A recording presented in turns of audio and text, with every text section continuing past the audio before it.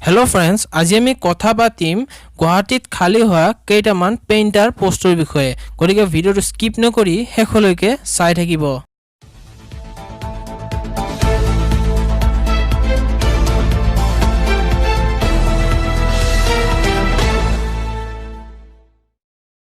আপোনালোকে যদি job broadcast চেনেলটোত প্ৰথমবাৰ আহিছে তেন্তে চেনেলটো সাবস্ক্ৰাইব কৰি দিব আৰু কাষত থকা বেল আইকনটো দবাই দিব যাতে ভৱিষ্যতলৈ মই এনে ধৰণৰ কিছুমান আপডেট দিলে আপোনালোকে অতি সোনকালে পায় আৰু এটা ভিডিওটো লাইক কৰি দিব যাতে ভৱিষ্যতৰ ভিডিওবোৰ বনাবলৈ মই উৎসাহিত হওঁ।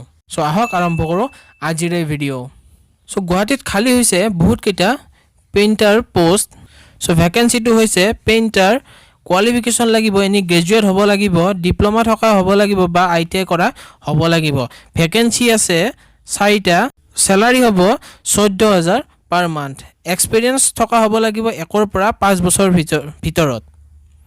জব লোকেশন হ'ব গুৱাহাটী। সো মই কৈ দিলোৱে পোষ্ট নেম হৈছে পেইন্টাৰ আৰু পে স্কেল হ'ব 14000 টকা। কোৱালিফিকেশন লাগিব পেইন্ট টেকনলজি ডিগ্ৰী কৰা হ'ব লাগিব, আৰ্টছত বেচেলাৰ্ছ থাকিব লাগিব আৰু যিকোনো ইঞ্জিনিয়াৰিং কলেজৰ পৰা পেইন্টিং টেকনলজি কৰা হ'ব লাগিব বা ডিপ্লোমা কৰা হ'ব লাগিব পেইন্ট টেকনলজি বা প্ৰিন্টিং টেকনলজি যিকোনো ৰিকগনাইজ বোৰ্ড বা টেকনিক্যাল এডুকেশনৰ আন্ডাৰত 2 বছৰৰ এক্সপেৰিয়েন্স থকা হ'ব লাগিব। সো ওপৰত যিকিটা ধৰি দিছে সেই গটেখিনি যদি থাকে আপোনালোকে এই পোষ্টৰ বাবে এপ্লাই কৰিব পাৰিব।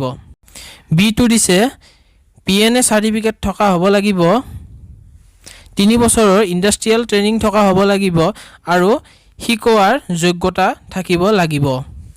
এড্ৰেছ হৈছে government of Assam skill employment and internship department office of the director employment and craftsmen training Assam.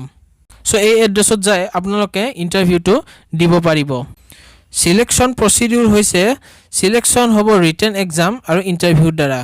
Apply কেনেদৰে কৰিব আপোনালোকে 16/10/2019 ওপৰত মই দিয়া government of Assam skill employment and internship department ইয়াত যায় আপোনালোকে ইন্টাৰভিউ দিব লাগিব, যেটো ইন্টাৰভিউ হ'ব ৰিটেন এক্সাম আৰু ইন্টাৰভিউৰ দ্বাৰা। সো আপোনালোকে ৰিটেন এক্সাম আৰু ইন্টাৰভিউ পাছ কৰাৰ পাছত এই পোষ্টৰ বাবে এপ্লিকেবল হ'ব আৰু ইয়াত মই অফিচিয়েল লিংকটো দি দিছো।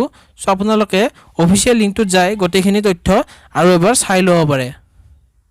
সো ফ্ৰেন্ডস, আজিলৈ বাস এইখিনিয়ে। যদি ভিডিওটো ভাল লাগিলে তেন্তে বন্ধুবৰ্গৰ সৈতে শ্বেয়াৰ কৰক আৰু মোৰ চেনেলটো শেষত সাবস্ক্ৰাইব কৰিবলৈ নাপাহৰিব।